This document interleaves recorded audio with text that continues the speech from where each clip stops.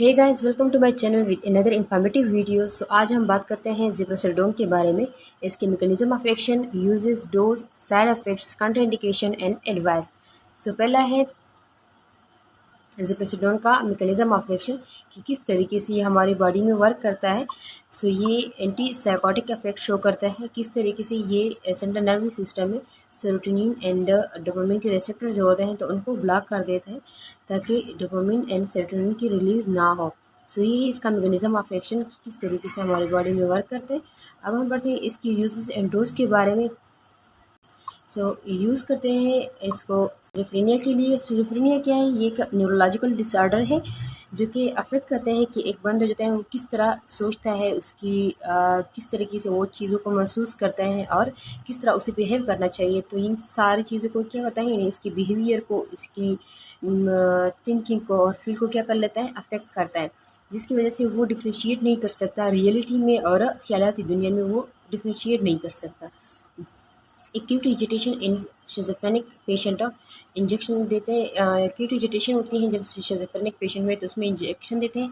Acute agitation क्या होते हैं? ये सडन एंड इंटेंस स्टेट होता है एंजाइटी का, रेस्टलेसनेस है, जिसमें एक पर्सन जो होता है वो वर्बल या फिजिकल एग्रेशन शो करता है। इंजेक्शन होता है वो सिर्फ इस स्टेट में इस्तेमाल होता है।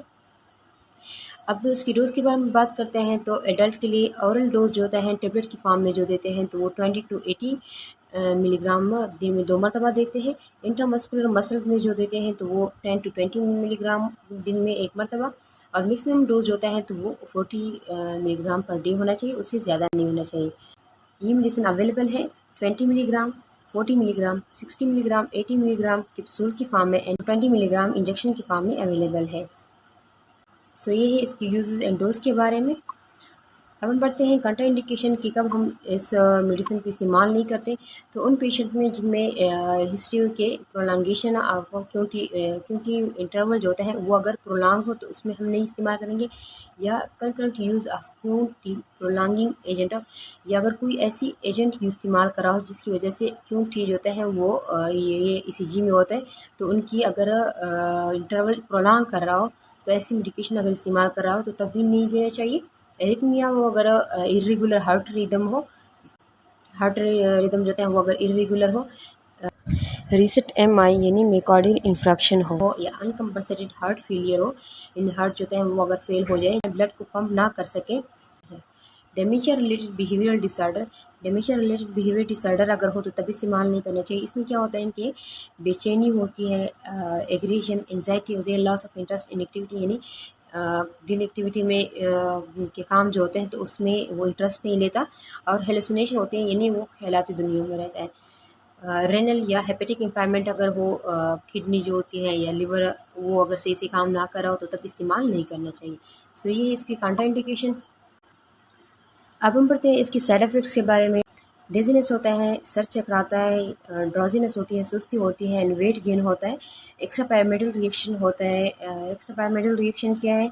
ये एक मोमेंट डिसऑर्डर है जो कि अफेक्ट करता है एक्स्ट्रा पैरामेडल सिस्टम को, और एक्स्ट्रा पैरामेडल सिस्टम जो है ये पार्ट है नर्वस सिस्टम का जो कि रेगुलेट करता है मूवमेंट को। और ट्रेवरिस काइनेसिया जो है ये एक क्रोनिक मूवमेंट डिसऑर्डर है जिसमें रिपीटेटिव मूवमेंट होती है, फेस की होती है, टंग की होती है और लैम की होती है, इनवॉलंटरी होते हैं जो कि हम खुद कंट्रोल नहीं कर सकते। कफ होता है, रनी नोज, प्रोलॉन्ग क्योंकि इंटरवल जो होता है वो प्रोलॉन्ग हो जाता है। ऑर्थोस्टेटिक हाइपोटेंशन होता है इस मेडिसिन का साइड इफेक्ट के।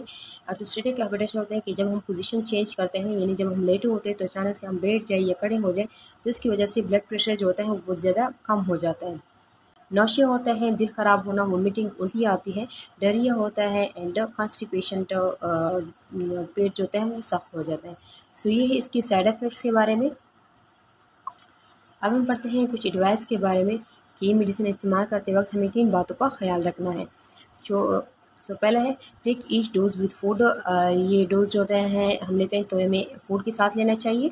हमें अल्कोहल या कोई भी medication, on the counter medication होते हैं या प्रिस्क्राइब मेडिकेशन होते हैं वो नहीं लेना चाहिए, ना कोई डाइटरी सप्लीमेंट लेना चाहिए जब तक हेल्थ के प्रोवाइडर खुद एडवाइस ना करे। सडन पोजीशन चेंज को अवॉइड करें, क्योंकि अचानक से जब पोजीशन चेंज करते हो, जब लेट होते हो तो अचानक से बैठ जाओ या खड़े हो जाओ, तो उसकी वजह से ब्लड प्रेशर बहुत ज़्यादा कम हो जाता है। इसके अलावा इमीडिएटली रिपोर्ट करें, फिजिशियन को रिपोर्ट करें अगर ये साइन सिम्टम हो रही हो, जैसे कि फेंटिंग या लॉस ऑफ कॉन्शियसनेस है, यानी अगर बेहोश हो जाए या पल्पिटेशन हो, फीवर हो, मसल रिजिडिटी हो यानी मसल सख्त हो जाए, या मेंटल स्टेटस जो होते हैं उसमें चेंजेस आ जाए, इरेगुलर पल्स हो, पल्स जो होते हैं वो अगर इरेगुलर हो जाए, पसीना आए या सीजर हो, तो हेल्थ केयर प्रोवाइडर को बता देना चाहिए। या अगर फीमेल है, अगर फीमेल है तो वो अगर प्रेग्नेंट हो या ब्रेस्ट फीडिंग दे रही हो बच्चे को, तो तब भी फिजिशियन को बता देना चाहिए। सो ये है ज़िप्रोसिडोन के बारे में। ऐसे इन्फॉर्मेटिव वीडियो देखने के लिए चैनल को सब्सक्राइब करना मत भूलिएगा।